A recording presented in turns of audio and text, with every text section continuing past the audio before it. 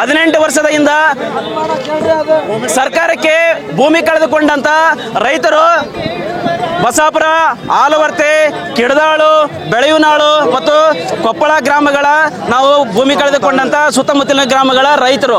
ಹಾಗೆ 18 ವರ್ಷದಿಂದ ನಾವು ನಿರಾಶ್ರಿತರಾಗಿದ್ದೇವೆ. ಸರ್ಕಾರ ನಮ್ಮನ್ನ ಭೂಮಿಯನ್ನ ಕಸಿದುಕೊಂಡಿದೆ. ಒಂದು 18 ವರ್ಷದಿಂದ ಇವಾಗ ಕಾರ್ಖಾನೆ ಕೂಡ ಸ್ಥಾಪನೆ ಆಗಿಲ್ಲ.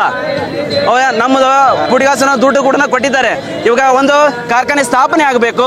BSPL, ಬೊಲ್ಡೋಟ ಇಲ್ಲ, ನಮಗೆ ಸರ್ಕಾರಿ ನೌಕರಿ ಕೊಡಬೇಕು.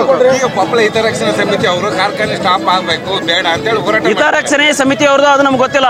ಯಾವುದೇ ತರದ ಬಗ್ಗೆ ವಾತಾವರಣದ್ದು ಅದು ಇದು ಸಂಬಂಧಪಟ್ಟಿರ್ತಕ್ಕಂಥದ್ದು ಅದೆಲ್ಲ ಸರ್ಕಾರ ನೋಡ್ಕೊಳ್ತೈತೆ. ನಮಗೇನು ಬೇಕಾಯ್ತು? ಕಾರ್ಖಾನೆ ಸ್ಥಾಪನೆ ಆಗಬೇಕು, ನಮ್ಮ ಉದ್ಯೋಗ ಬೇಕು, ನಮ್ಮ ಮಕ್ಕಳಿಗೆ, ನಮ್ಮ ರೈತರ ಮಕ್ಕಳಿಗೆ ಉದ್ಯೋಗ ಬೇಕು, ರೈತರ ಮಕ್ಕಳಿಗೆ ಉದ್ಯೋಗ ಬೇಕು.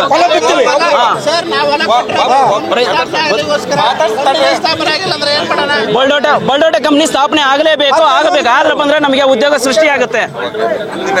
ಹನುಮಂತಪ್ಪ ಕೌದಿ, ರೈತ ಮುಖಂಡರು, ಆಲ್ವರ್ತಿ.